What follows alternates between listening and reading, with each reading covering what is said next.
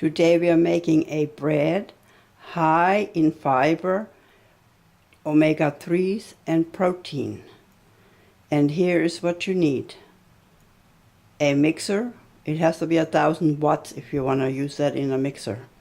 Otherwise you might have to do the whole thing by hand. You need several containers and measuring cups. In this recipe we are making 1 loaf and 12 mini rolls. Normally you get 2 loaves of bread from this recipe.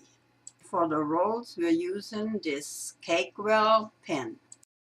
I really like to make my loaves in this stoneware. These mini Cakewell pans are really good for making biscuits and all kinds of other projects. Then you need a grinder that you can grind your amaranth and your flax seeds. You will need some cling wrap to cover your breads while they're rising. Some oil to put on the top of the loaf breads.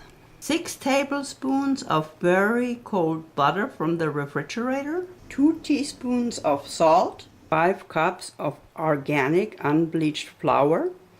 And 1 cup of dark rye flour. 3 tablespoons of vital wheat gluten. If you're allergic to gluten, just leave it out. But gluten makes the dough so nice and elastic. 1/4 cup of oat flour, 1/4 cup of barley flour, 1/4 cup of wheat bran, 1/4 cup of wheat germ, 1/4 cup of oat bran, 1/4 cup of flax seeds that you will grind in that little grinder. It contains the omega-3s, 1/4 cup of amaranth, that contains protein, 2 1/2 teaspoon of yeast, 1 tablespoon of sugar, 2 1/4 cup ice water. Grind up your flax seeds into a coarse meal.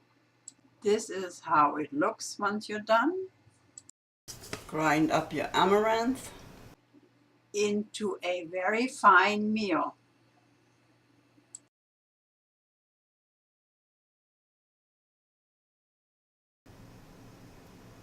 Very fine.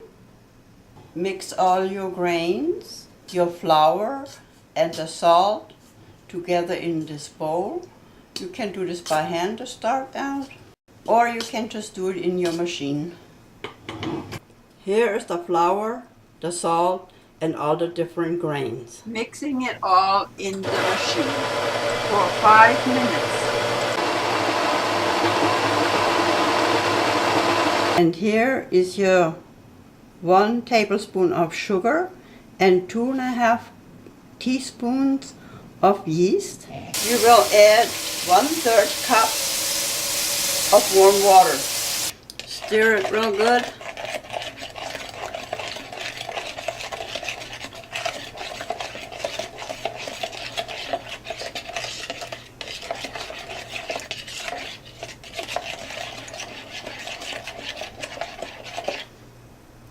And then set aside to let it rise about double in size, probably about 5 to 10 minutes. In the meantime, cut your 6 tablespoons of butter into smaller pieces. Add these cut up little butter pieces into your container with your flour mixture. Mix them into the flour mixture. My mixer has a setting from 1 to 12. And when I mix everything for the bread, I use the setting on 5. The yeast has risen real well. Immediately pour your 2 1/4 cup of ice cold water in here. There you go. Stir it well.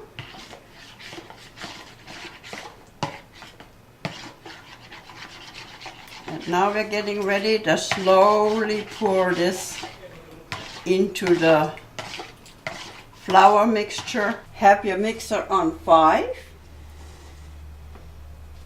and turn your mixer on, and slowly, while the mixer is running, pour this mixture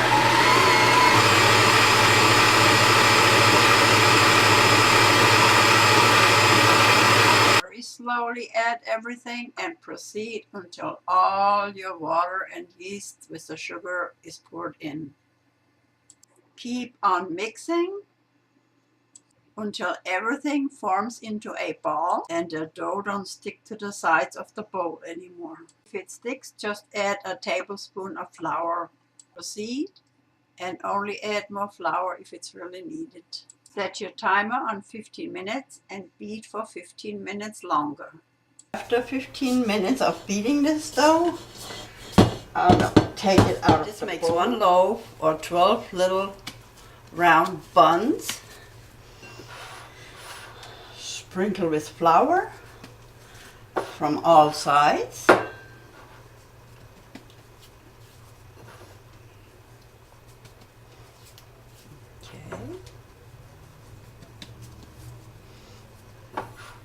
Making a nice mess. Okay. Return to bowl. Then let's cover it with some saran wrap.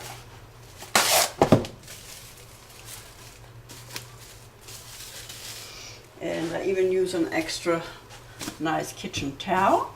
Set it aside and let it rise from 1 hour and 45 minutes to 2 hours. After 2 hours, butter the loaf pan and also the 2 cake well pans. We get ready to punch the dough down and then divide it into those containers. The dough has nicely risen. We get ready to punch it down. Now that the dough has risen nicely, punch it down. Take the bread out. After it has been punched down, divide it in half. That's about right. Shape it a little bit and put this half into the loaf pan. Here from the other half of the dough, we're making 12 little round balls for the cake wells to make our rolls.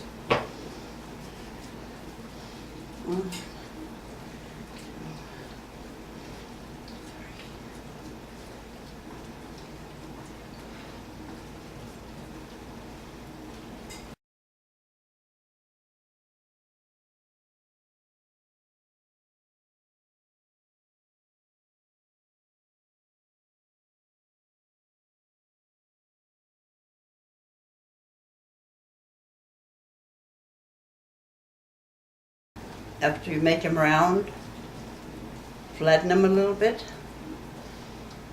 just like that. Do that for each one of them and put them in the cake well. Here are our 12 rolls, our bread. Now dab a little bit of oil on your loaf.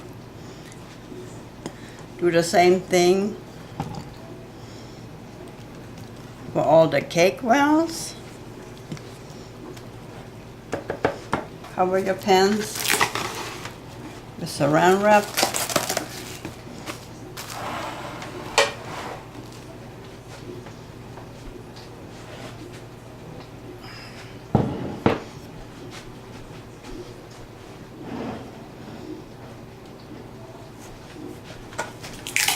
Cover your loaf with saran wrap.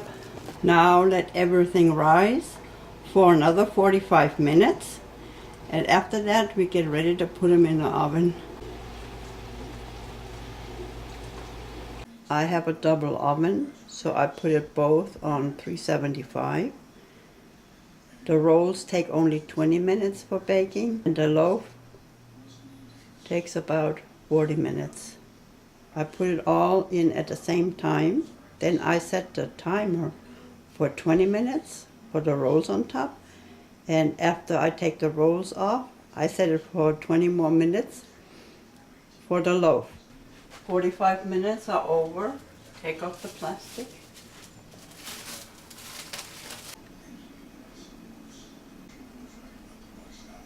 Set your oven to 375 Fahrenheit. 20 minutes for the rolls and 40 minutes for the bread. Okay, the first 20 minutes are over. Immediately set it to another 20. Immediately set it to another 20 minutes. And you can clear the top oven that has the rolls in it.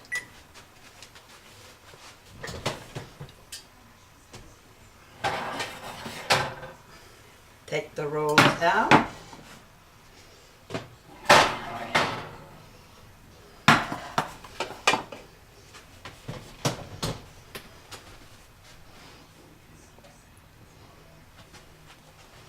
And then you can immediately turn him onto your wire rack. There we go. Here's one. And here's the other one. Let's scoot it over. Okay.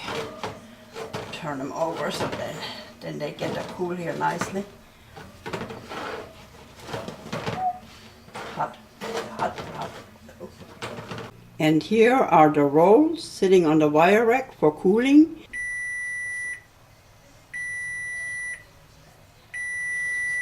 Okay, another 20 minutes are over. Clear. And here comes a loaf of bread. Here's a nice loaf of bread. Look at that beauty. Isn't this a beauty? Okay, we immediately turn it onto our rack here too. Over we go. To the side. Turn it around. And here is our loaf of bread. Our 12 little rolls. Now that they're 11, my husband already came and grabbed one to put butter on it and eat it. Now we let everything get cool. I got one of those slicing machines that makes slicing so much easier. The rolls are cooled already, so I'm going to slice these rolls here.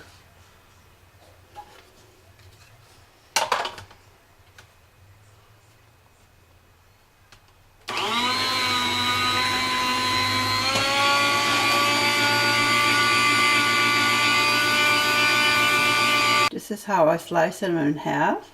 Look at the beautiful grains in these little rolls. After the rolls are completely cooled, I do slice them all and then I put them in saran wrap. You can also use a bread knife to slice everything. You have to be careful with a machine like this so you don't get your fingers cut in there. After I put them in saran wrap, I put them in the Ziploc freezer bags.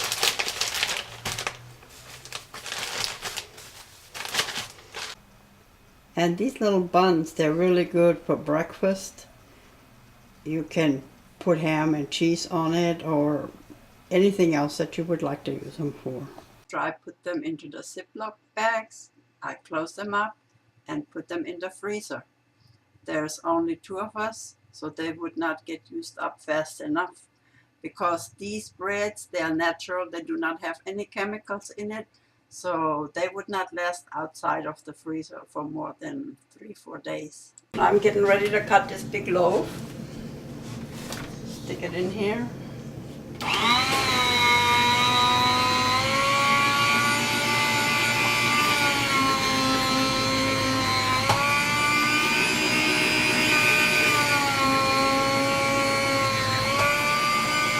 Here's some end slices, my husband's favorites. You don't have to use a slicer. You can also use just a bread knife and slice it. And with this big slicer, you gotta watch your fingers.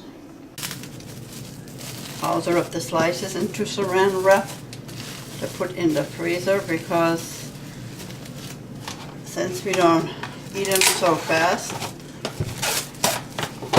I don't want them to get moldy since they don't have any kind of chemicals in it.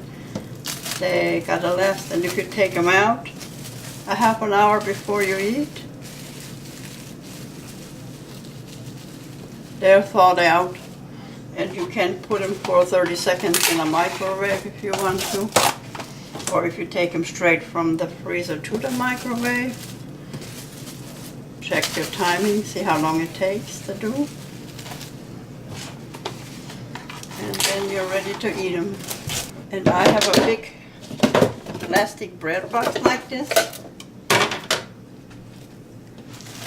usually buy 4 slices fit on one side. So I put them in here.